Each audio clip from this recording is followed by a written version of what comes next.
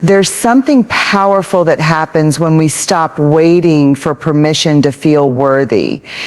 When we stop treating confidence like a prize at the finish line and start carrying it with us as if we've already crossed it. So many of us move through life holding our breath, thinking, I shall feel brave when I get the job. I shall feel confident when I lose the weight. I shall feel enough when I earn the promotion, or when someone finally says I shall good enough. But what if we had it backward all along? What if the secret isn't waiting for proof that we've won, but acting as though we already have? When we do that, everything changes. One, embody worthiness before the evidence.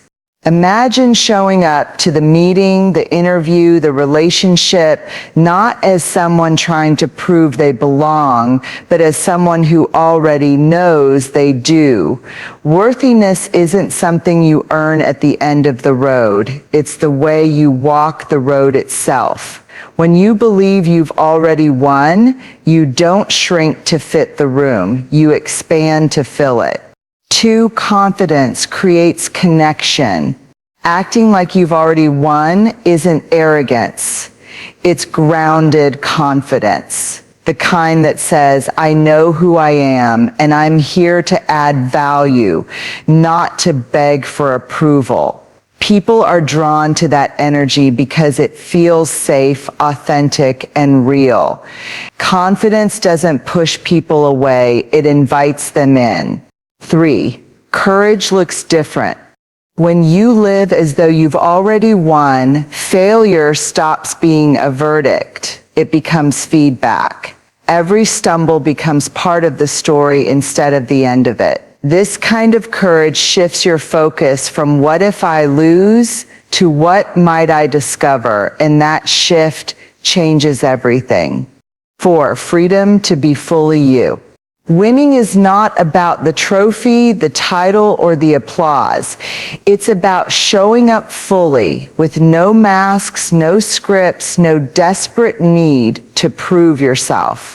When you act like you've already won, you give yourself permission to stop performing and to start living. And that's the real victory. So act like you've already won.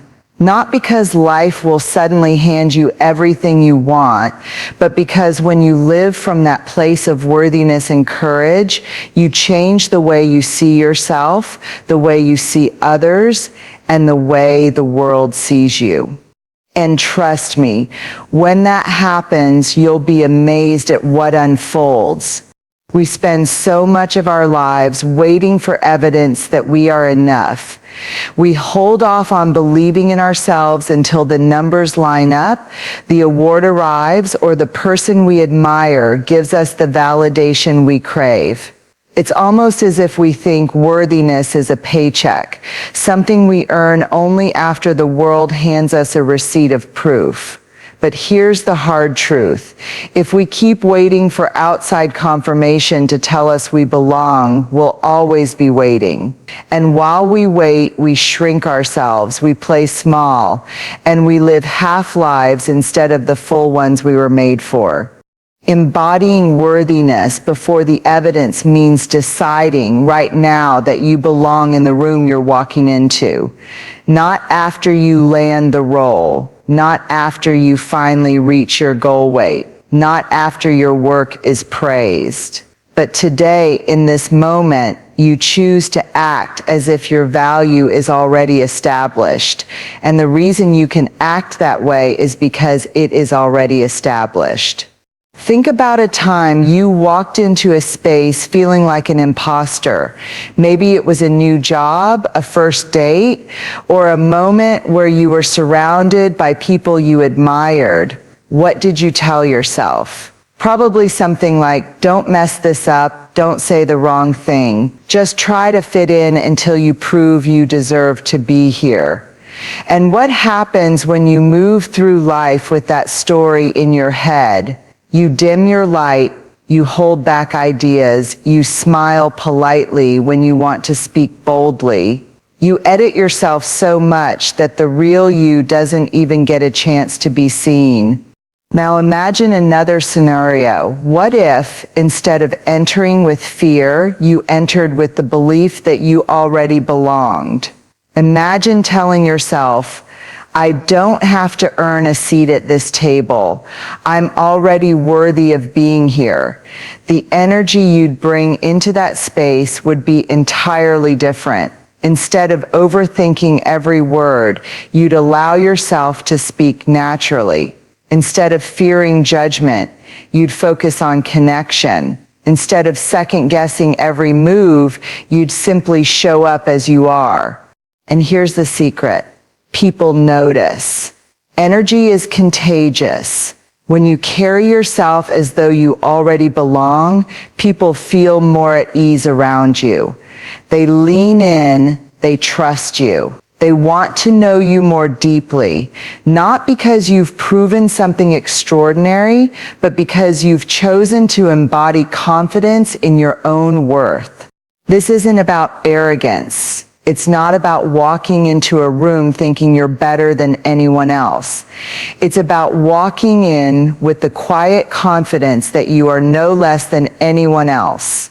It's about rejecting the lie that worthiness is conditional, that it comes only after we succeed, achieve, or perform. Real worthiness is unconditional. It's built into who we are. The problem is we forget that. We bury it under years of criticism, comparison, and self-doubt. So how do we practice this? It starts small. The next time you're about to enter a space that intimidates you, pause, take a deep breath, and instead of rehearsing all the ways you need to prove yourself, repeat a truth to yourself. I am enough. I belong here. I don't have to earn my worth. Say it until it feels less like a mantra and more like a fact, because it is a fact. Over time, that shift changes not only how you see yourself, but how others experience you. Opportunities open, relationships deepen. You stop playing defense with your own life and start stepping into the kind of boldness that only comes from knowing you already matter. When you embody worthiness before the evidence, you stop waiting for life to validate you. You start validating yourself, and the world almost miraculously begins to respond in kind. Confidence is often misunderstood. Many of us hear the word and picture someone standing at the front of the room, chest out, speaking loudly, commanding attention. We think confidence is about dominance or superiority, like it has to be loud and unshakable.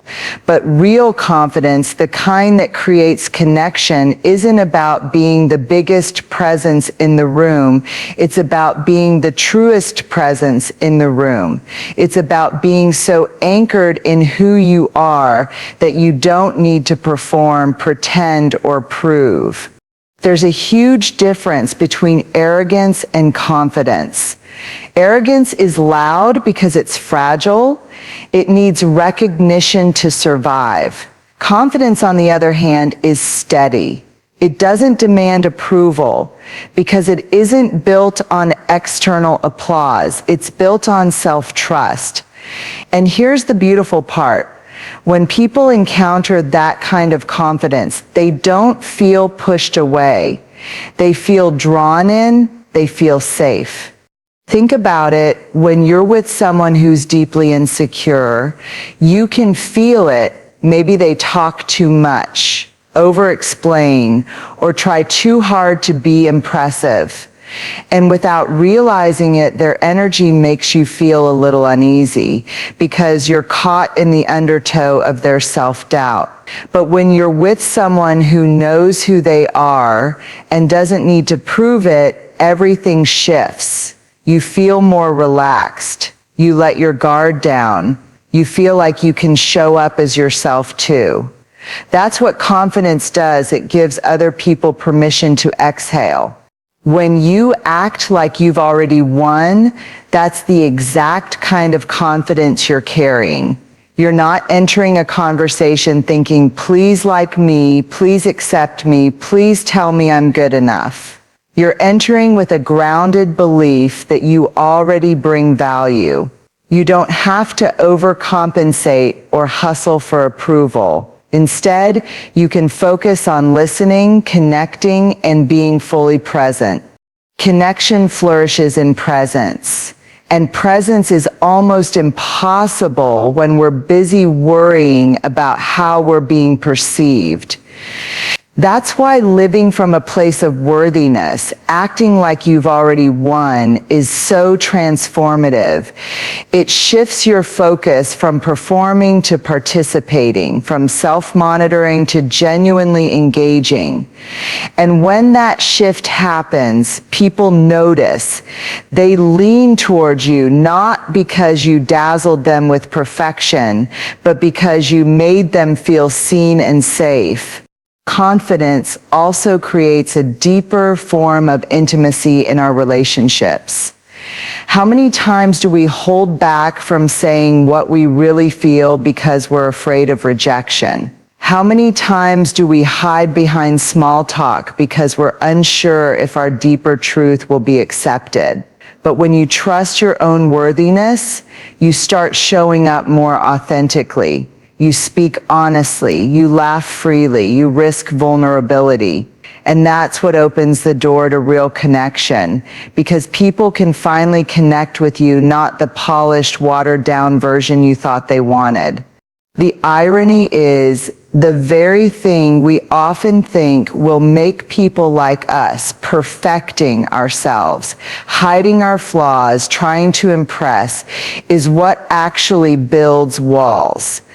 It's our grounded, imperfect confidence that builds bridges. People don't want to connect with a flawless mask. They want to connect with another human being who is confident enough to be real.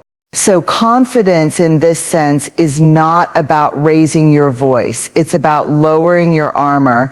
It's about replacing I need to prove myself with I already belong here so I can show up as me.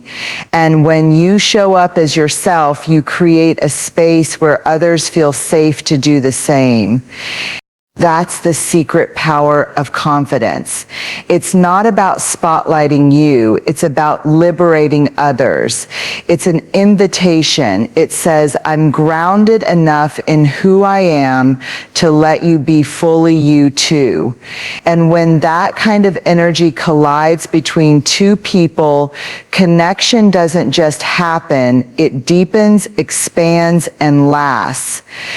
We grow up with a picture of courage that's often too dramatic to feel relatable. We imagine warriors charging into battle, leaders standing at podiums, or activists holding banners in the streets. Courage in our minds looks like grand gestures and bold headlines. And because of that, many of us quietly believe we aren't courageous, that courage belongs to those people out there doing extraordinary things. But the truth is, courage wears many faces, and most of them are quieter, gentler, and far more ordinary than we think. When you act like you've already won, courage takes on a different shape. It stops being about proving you're fearless and starts being about showing up even though you're not. It's about stepping forward while your knees are still shaking, about raising your hand even when your voice trembles, about admitting you don't have all the answers, but you're willing to try. That's courage, the choice to move despite the possibility of falling. Think about the way we usually approach failure. We treat it like a verdict, a final stamp that declares we weren't enough. We avoid risks because we don't want the story of our lives to include the word failure. But when you live as though you've already won, failure no longer defines you. It becomes part of the process, part of the unfolding story. It doesn't say anything about your worth. It just offers information about what to adjust, what to try differently next time. Courage then looks less like I must succeed and more like I am willing to learn. One of the most courageous acts a person can take is allowing themselves to be seen. That means showing up without a polished script, without pretending to have it all together, without hiding the messy human parts of who you are. We've been conditioned to think bravery means always being strong, but sometimes the bravest thing we can do is admit when we're not. Saying, I need help, I made a mistake, or I'm scared, but I'll try anyway.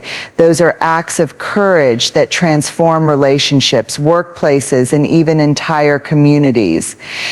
Living as though you've already won shifts the way we carry that courage. If you've already won, if your worth is not up for debate, then trying and failing doesn't diminish you. Speaking up doesn't endanger your belonging. Risk becomes less terrifying because your identity isn't tied to the outcome. Suddenly, courage isn't about avoiding pain. It's about trusting that even if pain comes, you'll survive it. And that is a radically different way to live. Courage also looks like persistence in the small daily things. It's choosing to have the difficult conversation with someone you love instead of sweeping the tension under the rug. It's getting out of bed on a morning when grief or anxiety feels heavier than your body. It's standing firm in your values when it would be easier to go along with the crowd. Those moments rarely make headlines, but they shape who we are. They are the quiet wins that accumulate into a life of deep integrity. The more we embrace this version of courage, the freer we become. We stop waiting for fear to disappear before we take action. We stop holding ourselves hostage to perfection. We stop telling ourselves, I'll be brave once I feel ready. Instead, we realize readiness is a myth and that courage is always about moving before the fear leaves. So yes, courage looks different than we've been taught. It's not always bold and loud. More often, it's tender and unsteady. But when you live as though you've already won, that tenderness isn't weakness. It's strength in its truest form. It's the willingness to walk forward, not because you're certain of the outcome, but because you know your worth doesn't depend on it. And in the end, that's what makes courage so transformative. It doesn't erase fear. It transforms your relationship with it. You begin to see fear not as a stop sign, but as a signal. This matters. This is meaningful. This is where growth lives. And every time you choose to step into that space, you're writing a story of courage that is uniquely your own. There's a kind of freedom that can't be bought, earned, or handed to us by anyone else. It's the freedom that comes when we stop trying to be everything for everyone and finally decide to be ourselves. For many of us, that freedom feels far away because we've spent years, sometimes decades, performing. We wear masks, we shift our personality depending on the room, we edit our dreams and opinions so they'll be more palatable, and we shrink ourselves so we don't take up too much space. It's exhausting. And yet we do it because deep down we fear that if we show our full selves, we might lose acceptance. But here's the truth. When you act like you've already won, you stop bargaining with your authenticity. If the win has already been decided, if your worth is already secure, you no longer have to hustle for belonging. You can bring your whole unedited self into the room without apology. That's freedom. And once you taste it, you realize how heavy the old armor really was. think about the masks we wear. Maybe for you, it's the mask of perfection, the one that insists you have to look like you've got everything together all the time. Maybe it's the mask of people-pleasing, saying yes when you want to say no, smiling when you want to cry. Maybe it's the mask of achievement, believing you have to earn love and respect by constantly doing more. Whatever the mask is, it's suffocating. It may protect you from criticism, but it also keeps you from connection. People can't love you for who you are if you never show them who you are. The freedom to be fully you means daring to set the masks down. It means walking into the room without rehearsing every line in your head. It means allowing your laughter to be loud, your questions to be honest, and your emotions to be visible. It means taking up space, not in a way that diminishes others, but in a way that honors the truth of your own presence. When you live this way, something powerful happens. The right people find you. Because here's the thing, when you're constantly performing, you attract people who are attached to your performance, not your real self, and that leaves you feeling lonelier than ever, even in a crowded room. But when you bring your authentic self, the relationships you form are grounded in truth. The people who stay are the ones who love you for you, not for the role you've been playing. That's where belonging lives. And this freedom doesn't just transform relationships with others, it transforms your relationship with yourself. Imagine waking up in the morning and not having to put on a mask before you face the day. Imagine being able to trust your own voice instead of silencing it. Imagine walking through your life without carrying the constant weight of what will they think. That's not just freedom, it's peace. Of course, living authentically is not always comfortable. There will be people who don't like it when you stop performing for them. Some may criticize, some may walk away, and that's part of the deal. Freedom is not about pleasing everyone. It's about aligning your outer life with your inner truth. It's about choosing integrity over approval. Acting like you've already won is what makes this possible. If you've already won, if your worth isn't up for debate, then you don't need every person to understand or accept you. You can let go of the ones who don't and make space for the ones who do. You can live unedited, unapologetic, and free. In the end, freedom to be fully you is the greatest victory of all, because trophies collect dust, applause fades, and achievements lose their shine. But waking up every day knowing you don't have to pretend anymore, that's priceless. That's the kind of win that reshapes your life. And when you choose that freedom, you don't just give a gift to yourself, you give a gift to the world, the gift of the real you.